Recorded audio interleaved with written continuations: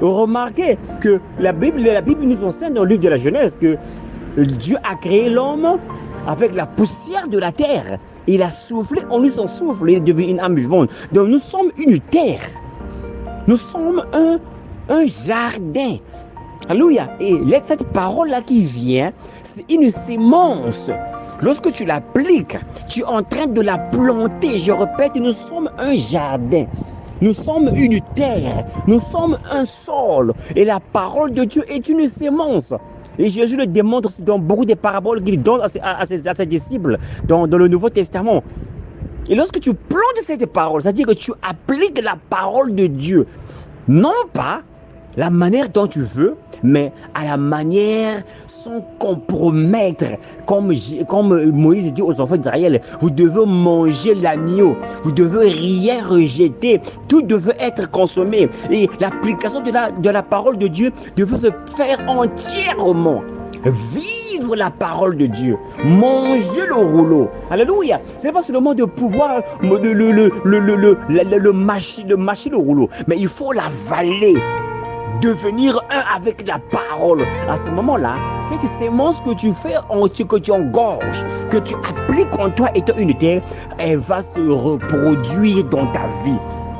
Alléluia. Et Jésus et l'apôtre Paul dit que Christ en moi. Christ c'est quoi? Christ c'est l'onction. Christ c'est la parole. Dans Jean chapitre 1, la Bible dit qu'au commencement était la parole. Et cette parole-là, lorsqu'elle vient en toi, à ce moment-là, l'extérieur voit la gloire de Dieu. Alléluia. Tu appliques la parole. Tu plantes la sémence en toi. Le Saint-Esprit arrose cela, bien-aimé, dans une atmosphère spirituelle. Elle reproduit les fruits. Et les gens voient la gloire de Dieu dans ta vie, bien-aimé le Seigneur. Le chrétien, c'est celui qui applique la parole de Dieu. Ne disons pas que cette parole est difficile, cette parole elle est facile. La parole devait être appliquée. Après l'avoir écoutée, nous devons l'appliquer à la lettre. Les hommes de Dieu nous expliquent la parole, nous décortiquent la parole. Les hommes de Dieu, ce sont des cuisiniers. Ils préparent la nourriture parce que tu ne peux pas manger une nourriture qui n'est pas... Tu ne peux pas manger un poulet qui n'est pas cru. C'est comme une écriture qui n'est pas décortiquée. Alléluia. Vous avez remarqué, dans beaucoup de passages de la Bible, on nous enseigne que la parole de Dieu est une sémence. Alléluia.